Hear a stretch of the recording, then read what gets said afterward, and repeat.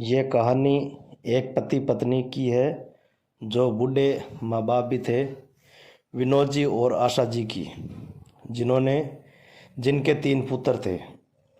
उनके तीनों ही पुत्रों को उन्होंने विदेश में पढ़ने के लिए भेजा था, क्योंकि उन दोनों की सरकारी नौकरी थी जिसमें उनके घर में कोई भी कमी नहीं थी। धीरे धीरे समय के बाद उनके पुत्र बड़े हो गए और बड़े होने के बाद वो दोनों बूढ़े हो गए। उनके तीनों पुत्रों ने विदेश में ही शादी कर ली और फिर घर पर आए।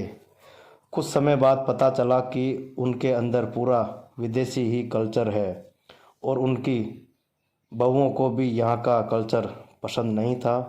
कुछ समय के बाद तीनों की पत्नियों ने उनके पत्नियों को कहा कि हमें यहाँ का माहौल कुछ भी अच्छा नहीं लगता है, अब हम आपके माता पिता से समझौता करके हम विदेश वापस चलेंगे। और तब तो उनको पेंशन भी आ रही है। उनके पतियों ने उनकी बातें मान भी ली और वापस विदेश रवाना हो गए। बूढ़े माँ बाप ने उनके पुत्रों को और बहुओं को खूब मनाया, हाथाजोड़ी करी, लेकिन वो नहीं माने।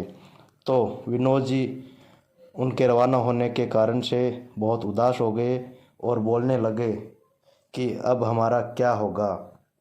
तो उनके जाने के बाद में आशा जी विनोद जी से बोली कि आप क्यों चिंता करते हो जी, अब क्या, अभी तो मैं ज़िंदा हूँ और जब तक ज़िंदा हूँ मैं आपके साथ हूँ। ये सब सुनकर विनोद जी भावुक हो गए और विनोद जी की आंखें पानी से भर आई। इसीलिए कहते हैं एक अच्छी पत्नी ही एक पति की जीवन साथी होती है। इसलिए हमेशा पति और पत्नी को सुख दुख का साथी बोला जाता है। पति और पत्नी को हमेशा बनाकर रखनी चाहिए।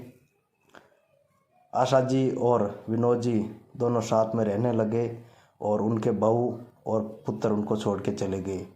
बुढ़ापे में एक पत्नी ही पति का साथ देती है और एक पति ही पत्नी का साथ देता है। इसीलिए पत्नी और पति को एक दूसरे का जीवन साथी बोला जाता है। आशा जी और विनोद जी दोनों ही अपने जीवन में खुशियों से आराम से जीने लगे और उनके बच्चे उनको छोड़ के चले गए।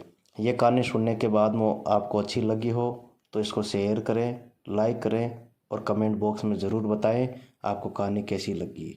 जय हिंद, जय भारत।